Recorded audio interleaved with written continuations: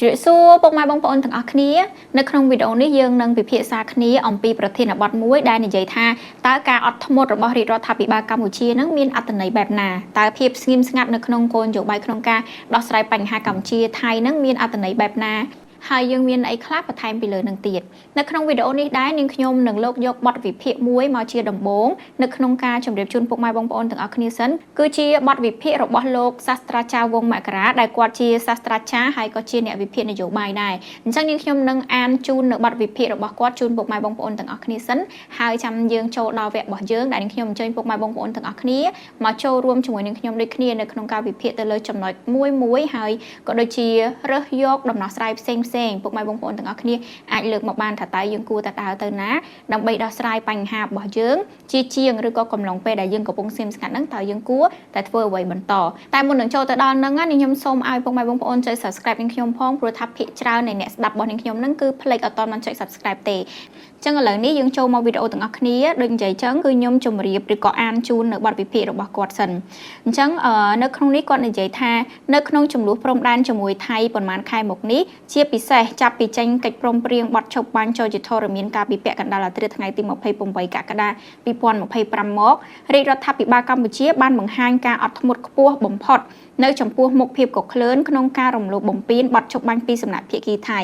មានមតិមួយចំនួនដែលអន្តរសាចង់ឃើញរាជរដ្ឋាភិបាលតបតជាមួយថៃឲ្យសមនឹងទង្វើរបស់ពួកគេបានស្ដីបន្ទោសរាជរដ្ឋាភិបាលជាពិសេសប្រមុខដឹកនាំទាំងពីរគឺសម្ដេចហ៊ុនសែននិងសម្ដេចមហាបវរធិបតីហ៊ុនម៉ាណែតហេតុអ្វីបានត្រូវនៅស្ងៀមហើយអនុញ្ញាតឲ្យថៃធ្វើបែបនេះ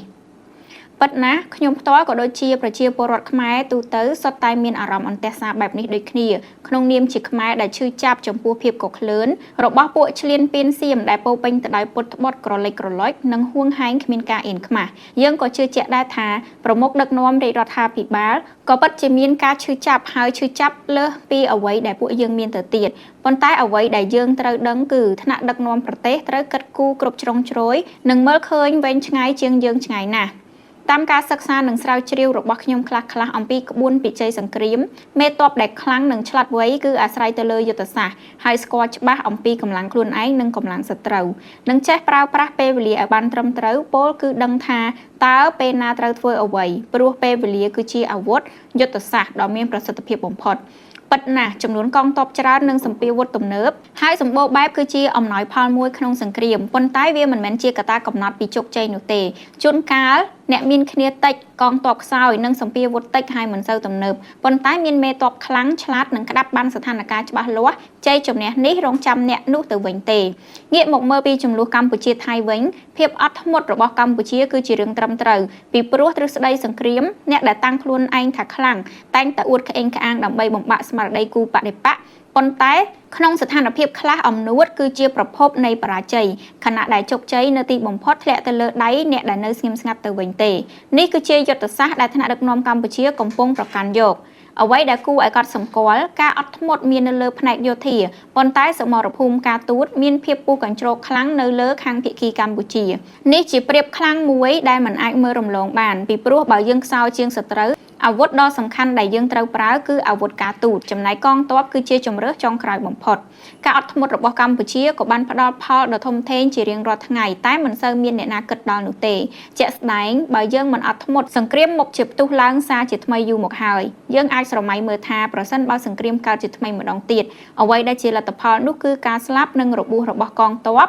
ជនស៊ីវិលការខូចខាតផ្ទះសម្បែងហេដ្ឋារចនាសម្ព័ន្ធនានានិងពិសេសការខូចខាតខាងសេដ្ឋកិច្ចមានទំហំធំធេងណាស់ហើយបើសង្គ្រាមលើកទី2នេះផ្ទុះមែនប្រហែលជាពិបាករកទីបញ្ចប់ណាស់មហន្តរាយដ៏ធំធេងមកលើប្រទេសជាតិនិងប្រជាជនក៏មានរយៈពេលយូរនិងពិបាកស្ដារឡើងវិញដែរដូច្នេះការអត់ធ្មត់ពិតជាអាចបញ្ជៀសបាននៅវិនាសកម្មយ៉ាងធំធេងទាំងនោះហើយក៏ជាពេលវេលាដ៏មានតម្លៃដែលយើងអាចត្រៀមខ្លួនសម្រាប់ទប់ទល់ជាមួយសត្រូវបងប្អូនមួយចំនួនគិតថាការដែលថៃបានដាក់បន្លាលួសនិងកង់ឡាននៅលើព្រំដែននៅលើតំបន់មួយចំនួនថៃនឹងអាចអះអាងភាពជាម្ចាស់កម្មសិទ្ធិរបស់ខ្លួនដោយអ្វីដែលបានកើតឡើងរួចទៅហើយនៅលើពិភពលោកប៉ុន្តែតាមពិតវាមិនដូច្នោះទេពីព្រោះថៃមិនមែនជាប្រទេសដែលមានអំណាចអាចធ្វើអ្វីបានតាមទំនឹងចិត្តនោះឡើយអ្វីដែលថៃបានធ្វើហើយនឹងបានកំពុងអួតអះអាង គឺជាអំណួតលើសពីភាពជាក់ស្ដែងរបស់ខ្លួនហើយនេះជាសញ្ញាគ្រោះថ្នាក់សម្រាប់អនាគតប្រទេសថៃពីព្រោះច្បាប់អន្តរជាតិមិនអាចអនុញ្ញាតឲ្យប្រទេសនេះធ្វើអ្វីតាមទំនឹងចិត្តឡើយ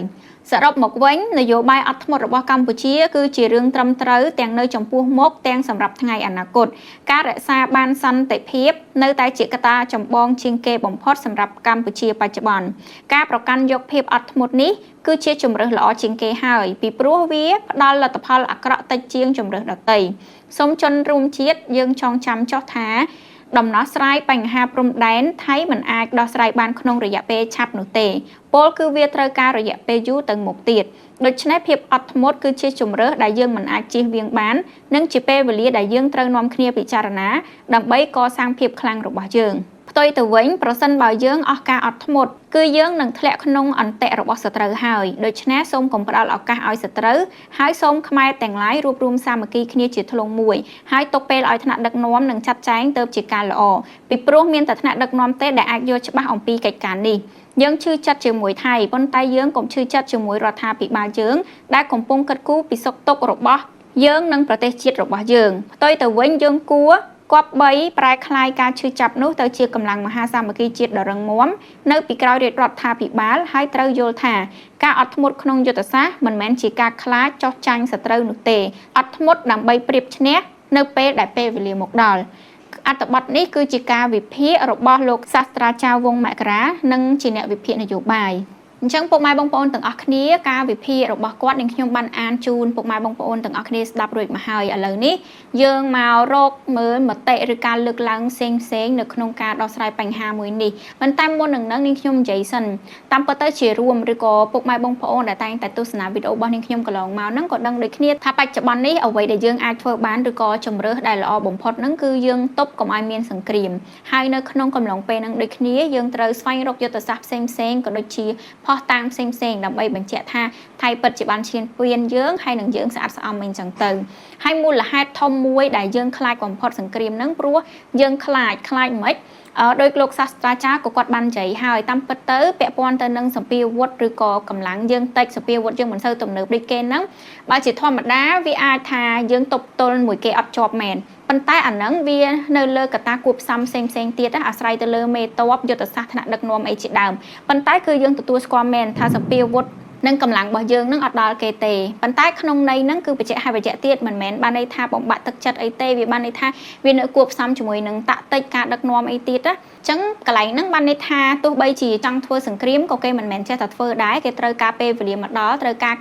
ស៊ើបអង្កេតដឹងពីកម្លាំងមកខាងទៀតអីចឹងទៅត្រូវការពេលវេលាណាដែលថាយើងមានប្រៀបជាងវាអំណោយផលមកយើងជាងទាំងការទូតទាំងការធ្វើសង្គ្រាមជាមួយគ្នាប៉ុន្តែយ៉ាងណាមិញពុកម៉ែបងប្អូនពាក្យមួយម៉ាត់ថាសង្គ្រាមគឺអត់ដែលមានអ្នកណាចំណេញអត់ដែលមានអ្នកណាមានធនធានកកើតឡើងពីសង្គ្រាមទេគឺមានតែអស់ដោយសារសង្គ្រាមហើយយើងផ្ទាល់គឺយើងភ្លុកហើយច្រើនដំណរច្រើនសារច្រើនចំនួនមកហើយនាងខ្ញុំតំតែអាយុ20ឆ្នាំជាងឆ្លងកាត់សម័យសង្គ្រាមហ្នឹងពីសម័យកាលហើយតាំងពីកំឡុងឆ្នាំ2008ហើយឥឡូវឆ្នាំ2025នេះបានស្គាល់រសជាតិកាត់គ្រាប់ផ្លោងដែរអញ្ចឹងគ្រាន់តែនាងខ្ញុំម្នាក់ត្រឹមតែមួយជំនាន់នេះឆ្លងកាត់ឡើងពីសម័យកាលទៅហើយតម្រាំតែដល់វ័យលោកពូអ្នកមីងចំណាស់ឪពុកម្ដាយខ្ញុំឬក៏យាយតាខ្ញុំគឺគាត់បានន័យថាគាត់ឆ្អែតគាត់លែងចង់ជួបលែងចង់ស្គាល់ទាំងអស់នឹងទៀតហើយអញ្ចឹងអាហ្នឹងគឺជារឿងមួយដែលយើងអត់ចង់បានសង្គ្រាមទេប៉ុន្តែសួរថាតើយើងគ្រាន់តែកិច្ចវេះពីសង្គ្រាមហ្នឹងតើយើងចោះចាញ់មែនឬក៏យ៉ាងណាតាមពិតទៅគឺអត់ទេនៅក្នុងន័យហ្នឹងយើ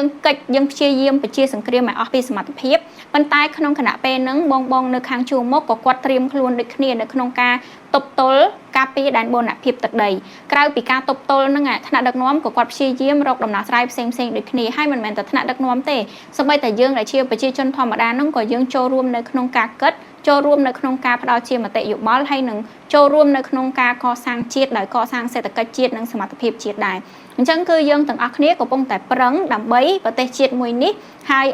កំពុងតែប្រឹងក្នុងការទទួលបានជោគជ័យនៅអនាគតប្រទេសរបស់យើងដូចគ្នា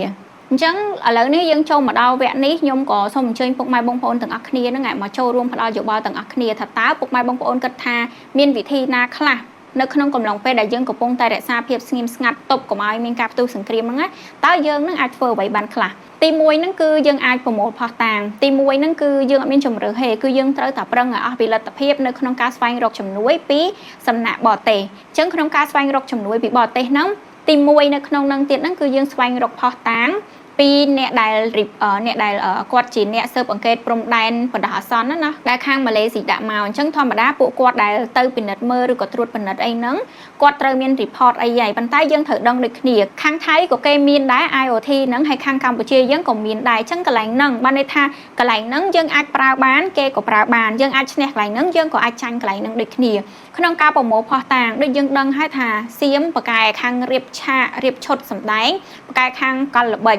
ដូចថ្ងៃចុងក្រោយនៅថ្ងៃទី10តុលាអីហ្នឹងថ្ងៃដែលគេយកអត្រាទ័រមកឈូសដីស្រែដីចម្ការរបស់ប្រជាជននៅខាងភូមិជោគជ័យហ្នឹងគេក៏បានហៅ IoT គេមកមើលដែរយើងក៏ហៅ IoT យើងទៅមើលដែរប៉ុន្តែខាងថៃគេហៅ IoT គេទៅមើលពុកម៉ែបងប្អូនទាំងអស់គ្នាសាកសម័យមើលថាបើយើងជា IoT យើងអត់ដឹងអីទាំងអស់ឬមួយក៏យើងខាងថៃឬក៏យើងជាអន្តរជាតិណាដែលយើងមិនមែនជាខ្មែរយើងគិតថាបែបណាបើសម្រាប់នាងខ្ញុំគិតថាកន្លែងហ្នឹងគេអាចប្រាប់ IoT ហ្នឹងថាកន្លែងហ្នឹងជាដីរបស់គេដីនឹងជាប់ព្រំដែនអីចឹងទៅគេចង់ធ្វើអីក៏បានអីមិនទេណាកន្លែងហ្នឹងរូបភាពដែលប្រយោលមួយគេបញ្ជាក់ប្រាប់ IoT ថាកន្លែងហ្នឹងជារបស់គេបាត់ទៅហើយមួយវិញទៀតហ្នឹងយើងអត់ដឹងថារូបភាពដែលគេនាំ IoT ទៅមើលហ្នឹងអត់ដឹងថាគេប្រាប់ IoT គេថាមិនខ្លះហើយយើងក៏នាំទៅមើលដែរប៉ុន្តែយើងក៏អត់ដឹងថាការងារបច្ចេកទេសហ្នឹងរដ្ឋាភិបាលយើងហ្នឹងប្រាប់ IoT ថាបែបណាខ្លះទេប្រហែលជាយើងបានប្រាប់ថាពីមុនមកដីហ្នឹងជារបស់យើងអីចឹងទៅមានជាដីរបស់ប្រជាជនអាស្រ័យផលឬក៏អីចឹងណាប៉ុន្តែក៏អត់ដឹងថាភាពច្បាស់លាស់ដែលយើងអាចបញ្ជាក់ប្រាប់គេយើងមានផុសតាងអីខ្លះប្រាប់គេថាដីហ្នឹងជាដីរបស់យើងដូចគ្នាបើខាងគេចឹងទៅគេប្រើផែនទីឯកតោភាគីមែនតែគេយកមកចង្អុលចឹងទៅថាអូកន្លែងហ្នឹងដីរបស់ខ្ញុំនេះមើលផែនទីនេះអីចឹងទៅគេយកមកបញ្ជាក់ចឹងចឹងកន្លែងហ្នឹងបានន័យថាជួនកាលគេមកពីចម្ងាយចឹងគេអត់ដឹងទេថាផែនទីហ្នឹងថៃគូសដោយឯកតោភាគីឬមួយក៏មិនគេឲ្យមើលចេះតែមើលសិនហើយអញ្ចឹងកន្លែងហ្នឹងគឺនៅត្រូវកាត់ក្តីឬក៏ត្រូវយកដោះស្រាយយកទៅ debate ទៅចែកដេញដោលគ្នានៅតុកធំគឺតុកប្រជុំអាស៊ានមួយវិញទៀតហ្នឹងដើម្បីឲ្យអន្តរជាតិជួយយើងគ្រប់គ្រងយើងគឺតតាគេហ្នឹងខ្លួនឯងហ្នឹងមានចិត្តចង់ជួយយើងហើយគេជឿជាក់យើងហើយតើអ្វីខ្លះដែលយើងអាចធ្វើឲ្យគេហ្នឹងចិត្តទុនគេស្រឡាញ់គេអាណិតហើយជឿទុកចិត្តយើងទី1គេឈ្មោះល្អភាពស្អាតស្អំពុកម៉ែបងប្អូនទាំងអស់គ្នាជួយឆ្លើយជួយគិតទាំងអស់គ្នាថាយើងមានហើយរនៅយើងប្រៀបធៀបជាមួយថៃកុំប្រៀបធៀបយើងជាជនជាតិខ្មែរដែលយើងកំពុងស្អប់ថៃហើយមានសង្គ្រាមឆ្លោះគ្នាជាមួយថៃគិតថាបើយើងជាអន្តរជាតិយើងមិនដែលស្គាល់ប្រទេសហ្នឹងទាំងពីរហ្នឹងយើងអត់ដែលស្គាល់ទាំងពីរតើរវាងពីរហ្នឹងអ្នកណាមានកេរ្តិ៍ឈ្មោះល្អជាងមានស្នាដៃល្អជាងកន្លងមកតើអ្នកណាមានអ្វីដែលល្បីល្អជាងពីកន្លងមកកន្លែងហ្នឹងពុកម៉ែបងប្អូនទាំងអស់គ្នាជួយគិតខ្ញុំទាំងអស់គ្នាហើយអាចនេះមកវិញអញ្ចឹងបានន័យថាកន្លែងហ្នឹងបើសិនជាកន្លែងណាដែលគេមានភាពល្អប្រសើរជាងបើអន្តរជាតិគេត្រូវជ្រើសរើសមួយគេប្រកាសជាជ្រើសរើសប្រទេសណាដែលអំណោយផលទៅជាងមានភាពល្អជាងហើយគេអត់ជួយប្រទេសណាដែលប្រឡាក់ប្រឡូគេអត់ជួយប្រទេសណាដែលមាន background ឬក៏ប្រវត្តិមិនល្អអីទេបើប្រវត្តិកំសត់របស់យើងហ្នឹងហើយប្រហែលជាពេលខ្លះគេអាចអាណិតគេអាចយកយល់យើងដែរប៉ុន្តែបន្ទាប់ពីយើងចាប់ផ្ដើមពីលេខ0ហ្នឹងយើងក៏មិនអាចមិនទទួលស្គាល់ដែរថាអន្តរជាតិគេពិតជាបានជួយយើងមែនពីចំណុច0មកជាពិសេសអាមេរិកអីហ្នឹងមកដល់ឥឡូវហ្នឹងក៏នៅតែមានជំនួយរបស់អាមេរិកដែលជួយយើងកន្លងមកដែរអញ្ចឹងកតាគេឈ្មោះល្អហ្នឹងគឺវាសំខាន់ខ្លាំងមែនតើគេឈ្មោះល្អហ្នឹងវាមានច្រើនផ្នែកទី1សុវត្ថិភាពនៅក្នុងប្រទេសអំពើពុករលួយប្រជាធិបតេយ្យរឿងទាំងអស់ហ្នឹងគឺជាជំនួយទាំងអស់មួយវិញទៀតហ្នឹងគឺខ្ញុំតែងតែឃើញមានបងប្អូនខ្មែរមួយចំនួនថាមានកូនសោមួយទៀតដែលយើងអាចដោះស្រាយបញ្ហានឹងបានគឺពាក់ព័ន្ធទៅនឹងកិច្ចព្រមព្រៀងសន្តិភាពទីក្រុងប៉ារីសពុកម៉ែបងប្អូនទាំងអស់គ្នាដឹងតែថា23ដុល្លារកិច្ចសន្តិភាពទីក្រុងប៉ារីសប៉ុន្តែខ្ញុំមិនដឹងថាមានប្រមាណអ្នកដែលធ្លាប់ទៅរកឯកសារនឹងមើលថាតើឯកសារនឹងសសរស្តម្ភរបស់គេនឹងមានទៅសេអ្វីខ្លះទេ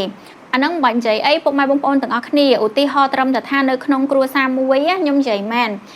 ខ្ញុំមិនដឹងថាផ្នែកគណិតអ្នកកាលពីមុនមកហ្នឹងបែបណាឯងប៉ុន្តែសម្រាប់ឥឡូវមិននិយាយដល់រវាងគ្រួសារដែលរវាងម្ដាយឪពុកនិងបងប្អូននិងកូនទេនិយាយត្រឹមតែបងហើយនិងប្អូន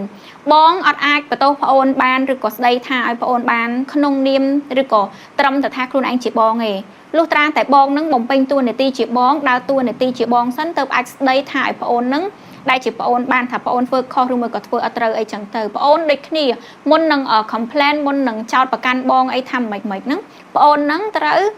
បំពេញតួនាទីជាប្អូនត្រូវក្របងអីសិនដែរបានន័យថាអញ្ចឹងគឺយើងត្រូវបំពេញតួនាទីខ្លួនឯងសិនអញ្ចឹងពាក់ព័ន្ធទៅនឹង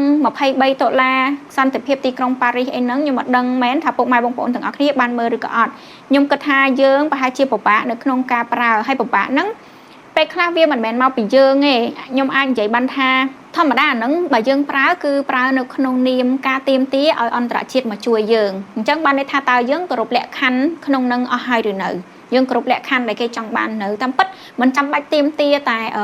$23រឿងសន្តិភាពទីក្រុងប៉ារីសអីហ្នឹងទេរឿងអីក៏ដោយរឿងសូម្បីតែតំណែងយើងជាមួយនឹងបរទេសក៏ដោយតែយើងនេះបានដើរតួជាមិត្តល្អរបស់គេឬក៏អត់កន្លងមកតែយើងបានដើរតួនាទីជាបុគ្គលល្អចោះសម្រងមួយគេឬក៏អត់កន្លងមកអានេះខ្ញុំនិយាយចឹងមិនមែនបានន័យថាយើងនឹងកន្លងមកអត់ចោះសម្រងឬក៏អីណាអានេះខ្ញុំចោទជាសំណួរឲ្យពុកម៉ែបងប្អូនទាំងអស់គ្នាជួយគិតឡើងវិញបានន័យថាមុននឹងគេជួយយើងនឹងគឺគេត្រូវមើលមកយើងនឹងបានន័យថាទាំងគូចំនួនទាំងពីរទាំងខ្មែរហើយនិងថៃតែម្ដងគេត្រូវមើលកន្លែងនឹងដូចគ្នាថាតើកន្លងមកអ្នកណាគេដែលស្ដាប់បង្គាប់ជាងអ្នកណាគេដែលថាពេលធ្វើអីខុសទៅគេនិយាយទៅស្ដាប់ជាងរកដំណោះស្រាយជាមួយគេពេលដែលយើងធ្វើខុសទៅគេប្រាប់ឲ្យយើងទទួលពាក្យគេយកមកកែឬមួយក៏យើងប្រាប់គ្រាន់តែឆ្លើយគេថាកុំចេះរឿងអញអាហ្នឹងនៅរឿងហ្នឹងទៀតហើយពាក់ព័ន្ធជាមួយនឹងរឿងថ្មីក៏ធ្វើឲ្យគេឈ្មោះរបស់យើងនឹងអត់សូវល្អដែរពាក់ព័ន្ធជាមួយនឹង online scam ខ្ញុំនិយាយតាមត្រង់ទៅរឿងនេះគឺវាពិបាកខ្លាំងមែនតើដោយសារតែក្នុងមួយរយៈដែលយើងមានបញ្ហាជាមួយនឹងថៃគេបង្កើតទាំងព័ត៌មានពិតព័ត៌មានคล้ายព័ត៌មានបង្កើតថ្មីព័ត៌មានដែលចាស់ហើយយកមកបន្ថែមលបាយបង្កើតថ្មីយកមកវាយប្រហារលើយើងធ្វើឲ្យឈ្មោះរបស់យើងហ្នឹងវាពិបាកណាស់ទៅហើយនៅក្នុងការឈរជើងនៅលើឆាកអន្តរជាតិប៉ុន្តែដល់ពេលរឿងមានបញ្ហា scam ហ្នឹងតាមពិតបញ្ហាវានៅតែប៉ុណ្្នឹងដដែលទេបញ្ហា scam ហ្នឹងវានៅតែមកករណីហ្នឹងដដែលទេពីមុនមកក៏ប៉ុណ្្នឹងហើយក៏ប៉ុណ្្នឹងដែរប៉ុន្តែខាងថៃនេះដែលជាគូប្រកួតប្រជែងរបស់យើងហ្នឹងគេបានលេះកាន់តែថែមហើយគេយកអាហ្នឹងយកទៅចុះផ្សាយដដែលបន្ថែមបន្ថយលេខកើតចឹងទៅធ្វើឲ្យយើងហ្នឹងវាកាន់តែអាក្រក់ទៀតចឹងពីមុនមកហ្នឹងគឺគេធ្វើឲ្យគេឈ្មោះយើងយ៉ាប់ណាស់ទៅហើយដល់ពេលឥឡូវយើងខ្លួនឯងយើងបង្កើតកំហុសមួយកំហុសហ្នឹងបើគេអត់យកទៅហែកហួរវានៅតែប៉ុណ្្នឹងឯងប៉ុន្តែដល់ពេលដែលគេយកទៅហែកទៅវាធ្វើឲ្យកាន់តែធំជាងហ្នឹងអញ្ចឹងកន្លែងហ្នឹងពុកម៉ែបងប្អូនទាំងអស់គ្នាសាកសម័យមើលថាបើយើងជាប្រទេសផ្សេងយើងអត់ដឹងទេយើងអត់ដឹងមែនថាអ្នកណាជាអ្នករងគ្រោះពិតប្រាកដប៉ុន្តែដល់ពេលដែលយើងឃើញក្នុងចំណោម2អ្នកហ្នឹងឈ្មោះរបស់ម្នាក់ហ្នឹងតែងតែជាប់ពាក់ព័ន្ធជាមួយនឹងរឿងអាស្រូវផ្សេងមានតាំងពីអក្រិតកម្មមានអីគេមានអំពើពុករលួយមាននិយាយទៅរឿងអាក្រក់អ្នកណាមានច្រើនជាងគេប្រកាសជាជួយអ្នកដែលតិចជាងហ្នឹងចឹងចំណុចនេះសុទ្ធតែជាចំណុចដែលខ្ញុំនិយាយចោទជាសំណួរហើយចង់ឲ្យពុកម៉ែបងប្អូនទាំងអស់គ្នាជួយបញ្ចេញមតិយោបល់មកនឹងខ្ញុំវិញដូចគ្នាទេខ្ញុំអត់ទាន់បាននិយាយថាអ្នកណាមានច្រើនជាងអ្នកណាឬក៏អីទេរវាងកម្ពុជានិងថៃហើយបើសម្រាប់នាងខ្ញុំផ្ទាល់ពាក់ព័ន្ធជាមួយរឿងថាអញ្ចេះតើពេលដែលយើងធ្វើខុសយើងនឹងដូចខ្ញុំបញ្ជាក់ចឹងណាយើងនឹងទាំងកម្ពុជាទាំងថៃបានន័យថាក្នុងចំណោមអ្នកទាំងពីរហ្នឹងពេលដែលធ្វើខុសឬក៏ធ្វើរឿងណាមួយមិនសូវត្រូវពេលអន្តរជាតិគេប្រាប់ទៅយើងឆ្លើយថាម៉េចអាកន្លែងមិញហ្នឹងខ្ញុំនិយាយថាគីឡូយើងឆ្លើយថាកុំចេះរឿងខ្ញុំណាចឹងកន្លែងហ្នឹងដូចគ្នាខ្ញុំអត់មានតន់ដឹងថាប្រទេសណាមួយគេព្រោះអត់តន់បានទៅស្វែងរកហើយរឿងអញ្ចឹងក៏ស្វែងរកអត់ចេញហើយក៏អត់មានផុសតាងដែរប៉ុន្តែផ្ទុយពីនឹងវិញអ្វីដែលខ្ញុំចង់និយាយហ្នឹងគ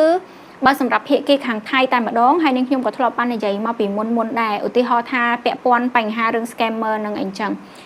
ខ្ញុំដឹងថាគេក៏មានហើយប្រហែលជាមានច្រើនជាងយើងទៅទៀតហើយប្រទេសយើងដែលមាន scammer រាល់ថ្ងៃឬក៏បញ្ហាដែលយើងកំពុងជួបប្រទេសហ្នឹងពីដំបូងឡើយក៏វាហូរមកពីខាងហ្នឹងដែរតែពុកម៉ែបងប្អូនទាំងអស់គ្នាអាចនឹងនៅចាំបើសិនជាបានមើលវីដេអូនេះខ្ញុំពាក់ព័ន្ធទៅនឹងរឿងថាប្រជាជនថៃទូទាំងប្រទេសផ្អើលទៅដកលុយក្នុងវីដេអូហ្នឹងគឺខ្ញុំធ្លាប់បាននិយាយទាយទុកហើយថាថៃធ្វើបែបហ្នឹងគឺមានបំណងតាមពិតគេមិនអាចចាត់ការបានមិនអាចឲ្យរឿងហ្នឹងស្ងៀមស្ងាត់បានទេប៉ុន្តែខ្ញុំមើលឃើញថាគេមានបំណងធ្វើឲ្យពុះកញ្ជ្រោលបែបហ្នឹងតែម្ដងដើម្បីគេលាតត្រដាងប្រាប់ពិភពលោកថាគេបានបោះសម្អាត scammer ទូទាំងប្រទេសបោះសម្អាតលក្ខណៈត្រង់ទ្រីធំអត់មានសល់ម្បាតសល់ពងចៃមួយទេអានេះគឺជាអ្វីដែលគេធ្វើអញ្ចឹងឥឡូវនេះគឺគេបានផលមែនខណៈពេលដែលគេកំពុងតែវាយប្រហារខ្លាំងមកលើប្រទេសកម្ពុជាថាជាប្រទេសដែលសម្បូរទៅដោយអ ுக ្រិតកម្មឆោបបោកតាមអនឡាញហើយនឹងចាប់ចម្រិតតែប្រទេសគេមុននឹងគេចោតហ្នឹងគឺគេលេងមកក្បាច់ហើយគឺគេលាងឈ្មោះគេឡើងស្អាតតែម្ដងថាប្រហែលជាពីមុនប្រទេសខ្ញុំមានមែនប៉ុន្តែឥឡូវនេះគឺខ្ញុំបោសសម្អាតអស់ហើយនៅក្នុងប្រទេសថៃអត់មាន scammer ទៀតទេជាពិសេសបិទព្រំដែនជាមួយនឹងកម្ពុជាទៀតលែងមានអ្នកឆ្លងដែនលែងមានអ្នកខុសច្បាប់ពាក់ព័ន្ធមកទៀតហើយប្រទេសខ្ញុំឥឡូវស្អាតស្អំគ្រាន់តែប៉ុណ្្នឹងពឹប ខាងអន្តរជាតិគេផ្អៀងបាត់ហើយអញ្ចឹងពុកម៉ែបងប្អូនទាំងអស់គ្នាកន្លែងហ្នឹងខ្ញុំនិយាយតែប៉ុណ្្នឹងព្រោះខ្ញុំគិតថាវីដេអូនេះរៀងវែងដែរមួយវិញទៀតហ្នឹងគឺខ្ញុំចង់សរុបទៅនិយាយវិញថាយើងអត់ទាន់អស់ក្បាច់នៅឡើយទេយើងនៅពឹងក្បាច់ចុងក្រោយរបស់យើងឬក៏ក្តីសង្ឃឹមចុងក្រោយរបស់យើងគឺ IoT គឺជាអ្នកមកសង្កេតការបណ្ដោះអាសន្នដែលខាងម៉ាឡេស៊ីនឹងដាក់មកតែនឹងមានទាំងថៃមានទាំងខ្មែរដោយដែលនាងខ្ញុំបានរាយរាប់ចឹងណាអញ្ចឹងនៅកន្លែងហ្នឹងឈ្នះចាញ់ឬក៏តើអាចជួយស្រោចស្រង់ស្ថានភាពប្រទេសយើងបានឬក៏អត់ផ្ដល់ភាពស្អាតស្អំសុខដុមរមនាសន្តិភាពមកដល់កម្ពុជាយើងវិញឬក៏អត់ដីដែលថៃបានពាត់បលាលួសបានមកកាន់ប្រជាជនយើងវិញអត់លទ្ធផលពីប្រជុំអាស៊ានឆ្នាំនេះគឺសំខាន់ខ្លាំងមែនតើហើយពាក់ព័ន្ធខ្លាំងទៅលើរឿងហ្នឹងសឹងតែទាំងស្រុងបើសិនជារឿងនេះដោះស្រាយបានខ្ញុំគិតថានឹងអាចដោះស្រាយបាននៅក្នុងអាស៊ាននឹងដូចគ្នាព្រោះថាមានប្រទេសជាច្រើនចូលរួមហើយសូម្បីតែសហរដ្ឋអាមេរិកលោក Donald Trump ក៏មកផ្ទាល់ចឹងខ្ញុំគិតថារឿងហ្នឹងប្រហែលជាអាចដោះបើសិនជាយើងធ្វើត្រូវនិយាយចេះបើយើងធ្វើត្រូវយើងចេះយើងឆ្លៀតឱកាសយើងត្រៀមខ្លួនបានគ្រប់គ្រាន់នឹងរួចរាល់យើងអាចបញ្ចប់រឿងហ្នឹងនៅក្នុងកិច្ចប្រជុំអាស៊ានឬមួយក៏វាធូរស្បើយខ្លាំងអាចទៅដល់ 80% ប៉ុន្តែបើសិនជាឆ្លងកាត់ការប្រជុំអាស៊ានហើយនៅតែតឹងនៅតែដោះស្រាយអត់បានរឿងនេះគឺកាន់តែចាក់ស្រេះអញ្ចឹងវីដេអូនេះមានតែប៉ុណ្្នឹងទេពុកម៉ែបងប្អូនទាំងអស់គ្នាខ្ញុំសង្ឃឹមថាវីដេអូនេះគឺជាប្រយោជន៍មួយសម្រាប់ពុកម៉ែបងប្អូនទាំងអស់គ្នាហើយខ្ញុំអត់បកស្រាយច្រើនទេប៉ុន្តែខ្ញុំបានភ័ញមកឬក៏ចុចចំណុចមកច្រើនដែរពុកម៉ែបងប្អូនទាំងអស់គ្នាជាពិសេសអ្នកក្មេងៗប៉ិនខ្ញុំអីហ្នឹងអាចទៅស្រាវជ្រាវមើលខ្លួនឯងទៅអ្វីខ្លះដែលខ្ញុំបានលើកឡើងហ្នឹងព្រោះថានិយាយនេះគឺខ្ញុំរាប់តែចំណងជើងវាមកហើយអត់ទាន់បាននិយាយអស់ទេពុកម៉ែបងប្អូនឬក៏បងប្អូនអាចទៅ check មើលបាននៅខ្លួនឯងអញ្ចឹងវីដេអូនេះមកដល់ទីបញ្ចប់ហើយពុកម៉ែបងប្អូនទាំងអស់គ្នាកុំភ្លេចចុច subscribe ផងយើងនឹងជួបគ្នានៅក្នុងវីដេអូក្រោយទៀតអរគុណជម្រាបលាបាយបាយ